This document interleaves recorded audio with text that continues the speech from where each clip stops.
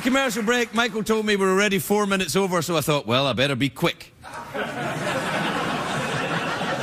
My first guest tonight is a great actor and friend. He's in The Art of the Steal, which is on video on demand now and in theatres March the 14th. Take a look at this. Kurt Russell, everybody! Kurt Russell!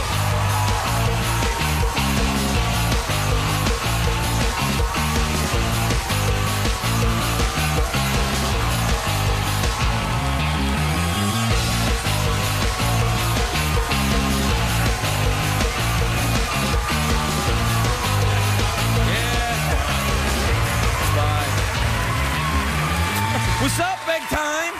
You look good. Hanging in there. Yeah, you look good. You look nice. You look like you're kind of like California casual kind of playing golf. I've been playing up in the AT&T in Pebble Beach. That was a lot of fun. You play golf? I didn't know you played golf. I just started. Not very well, but by a lot of rain, a lot of wind. It was kind of. Did you get sick?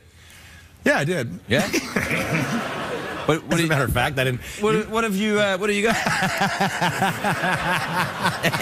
Great scene. Yeah, it's good to see you, man. Yeah, you just slap some of that one.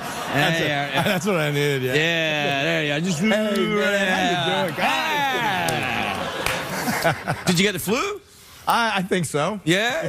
You haven't been to a doctor? You got to go to a doctor, man. I'm just in the catching it stages. Oh, you're in the you're just catching it, giving it away. Yeah. No, I've already been. I got a flu shot. Did you get a flu shot? No, but I should, I think. Yeah, you got to get a flu shot, I think. What you don't believe in modern medicine? You believe in... I'm just afraid of needles like everybody else. You're afraid of needles? Well, enough so that that's fair enough. But I'm gonna pull through. Dude, you're Snake Plissken. You can't be afraid of needles. That's crazy. Snake Plissken didn't like needles. Oh, that's right. Yeah, that's true. Yeah, like needles. But he said it quietly, like like needles. He made you think he wasn't afraid of anything while he told you he was afraid of needles. Yeah, that's right. Just afraid of one thing. Hey, you still flying? You flying around a little bit? You know what? I sold my plane. I had the TBM. It was a great plane. I was up in it with you. That's the one that I took you flying. Yeah. I'm really proud of you for what you've been doing. For learning to fly? Yeah. I'm really proud of you for taking away all my money and pouring it into airplanes. I thought I'd be really I thought I was doing okay for money, and then I met you. I was like, I have no money left. What are you flying now? I'm not flying anything right now. Oh, okay, yeah. Yeah, I'm not flying. If you were flying, what would you be flying? You know what I want to do? I want to go back. I want to go retro. That's what I want to do. I want to go stick and pedals. Yeah. I want to do stick and rudder. Maybe stick and rudder, not stick and pedals. Well, pedals. Stick and pedals. Stick and pedals. Yeah. I fly like this. That's why I have to. Yeah, no, that's it. That's exactly what I want to do. By the way, I saw because I got tired of I flew one time and took my son and a friend and his son to a hockey tournament. We came back and shot an approach into Santa Monica, and it was fairly low. So I came in and landed the airplane, and as we were leaving, a guy he knew stopped by and he said, "Hey," he said, "you just flew in here with Kurt." He said, "Yeah." He said, "How's he fly?" He said, "Like this." Oh yeah, because it was all instrument flying. That's what I'm like you. I'm kind of tired. I wanted to go back to this. Back to those. Maybe a Stearman, Boeing Stearman. I'm actually thinking of this thing called a Carbon Cub. Takes off the ground in 3 times its body length. Wow. Lands in 100 feet and things like that. So that sounds like a bicycle with an engine on it to me. We're going back to the basics. No, I want a big rotary engine. But I know you moved up the ladder. Well, yeah, I've been flying around a little bit, my Cessna. Yeah, a little Cessna. It's all right. Yeah. You sold your plane? No, I can't believe you sold your plane. I sold it because I really did. The kind of flying that I was doing, I was kind of finished with, and I wanted to get a different kind of an airplane, but I didn't know what. So I said, you know what, I'm going to. Now, wasn't your grandfather was one of the pioneers of early? I think I have his license somewhere. This is a great one. Signed by Orville Wright, signed by Orville Wright. I think it's number 192.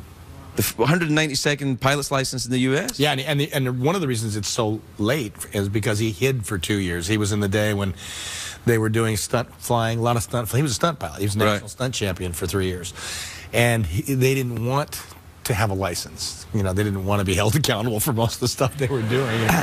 I think there's still guys like that flying out of Santa Paula.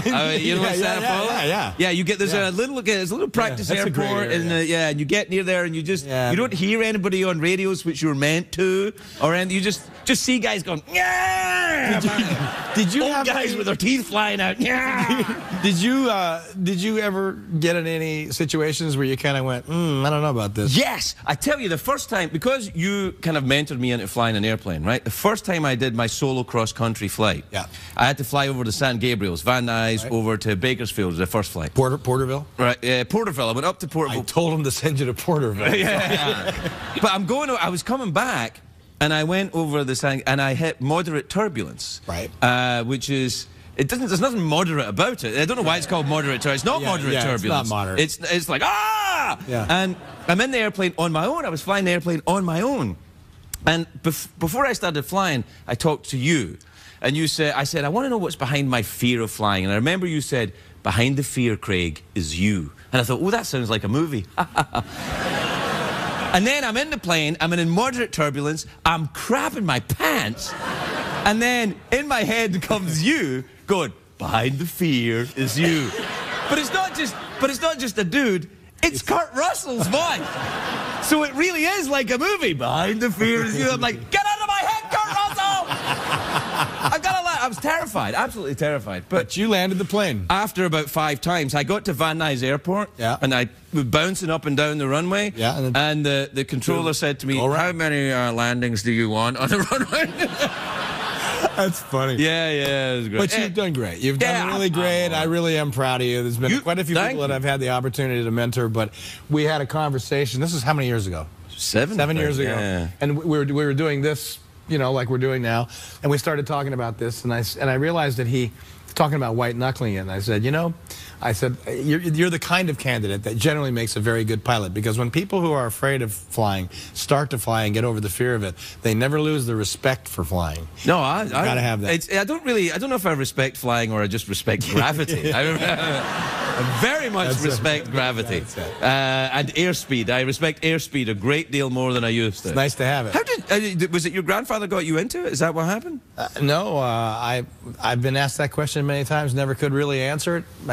Wasn't it you were racing speedboats at one point? Yeah, I was, but it had nothing. I mean, I did that, but it didn't have anything to do with the idea of. Well, flying. they can get airborne if you race them fast enough. Can't they? Unfortunately, they don't fly well. Oh, you know, we should talk about the movie. The movie looks good. It is good. It's yeah.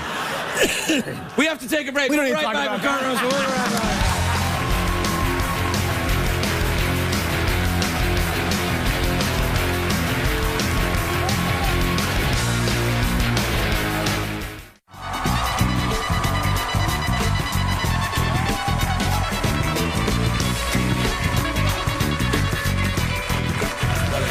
I mean, we're back.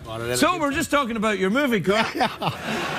So what happens? Is that Dylan? You're fighting with Dylan in that movie? Why? Yeah, actually, that kind of looks like a serious scene. It's a semi-serious scene. It's actually it's a funny movie. Jonathan Sobel, the guy who wrote it, is a very clever guy. It's kind of it's a con man / heist movie, and there's a couple of things going on at the same time. It's one of those movies that gets you thinking about one thing when actually another one's taking place.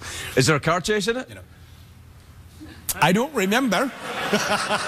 It's been a while since we shot it. They probably put one in. There's car stuff in it. Well, let me put it in a way that maybe it will help you. At any point during the film of the movie, were you doing this? Just that. Just that. But he's a clever writer. The guys in the movie, all of them. I mean, Jay Baruchel. I had a lot of scenes with Jay. Jay, I worked with Jay in a movie. He's really He's lovely. He's French Canadian. He's a funny guy. Very funny. Yeah. And Matt was great. Matt was perfect. What the part called for, I thought he just did perfectly. Catherine Winnick, Kenny is in it. Chris D. I can never pronounce his last name. Really clever and talented. Wait, his name's D, and you can't pronounce D? The Mopalopalopalop. Oh, I begged him to change it. I said, Chris, did you shorten it to it's Dilamopoulos or something? Yeah. I said, change it to Chrissy D or something. You know, I can't. You can't do that. You can't change people's heritages because like it's inconvenient. So it's impossible. Come on, man. He's a very talented guy. Yeah. There's some good people in this movie, and I thought it was a great opportunity to just have a good time. And this Jonathan Sobel, I kind of predict that he will do some interesting movies. Yeah. What about you? You watching the Olympics? Yeah. Since I've been laying in bed for 2 days trying to get well enough to come down here, and I've been listening to it in the background. You know what? I love? Every chance they get, they keep asking the Russian guys, "Hey, do you guys remember the Miracle on Ice?" And the Russians are like, I don't know what you're talking about. This never happened. This never happened. I heard they're going to do a documentary on that. Oh, really? Which is actually, I think, probably a more interesting story than the Americans. Well, the movie was pretty good, though. Well, those guys, but that team, that Russian team had won 72 games in a row. Wow. And it literally was a trip to Siberia if you lost, and they all did, I guess. Jeez. Well, so, you know, rough go. Yeah. That's sport. It's sport, yeah. We got to go. Say goodnight, guys. Kurt Russell, everybody.